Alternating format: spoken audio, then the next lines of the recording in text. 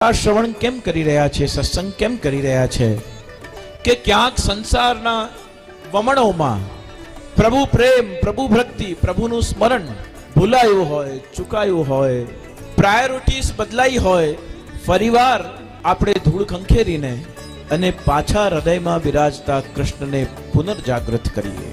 પ્રભુને પુનર્જાગરણ કરવા માટે સત્સંગ બહુ જ પરમ આવશ્યક ઔષધિ છે.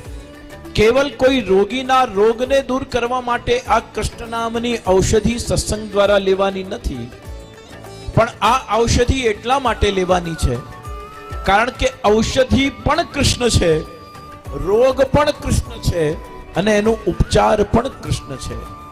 આગે કૃષ્ણ, પાછે કૃષ્ણ, ઇત કૃષ્ણ, ઉત કૃષ્ણ, સર્વત્ર કૃષ્ણ જ છે. लोग कहते हैं कि यशोदा के लाला हुआ, ब्रह्म है वो जो गोकुल का ग्वाला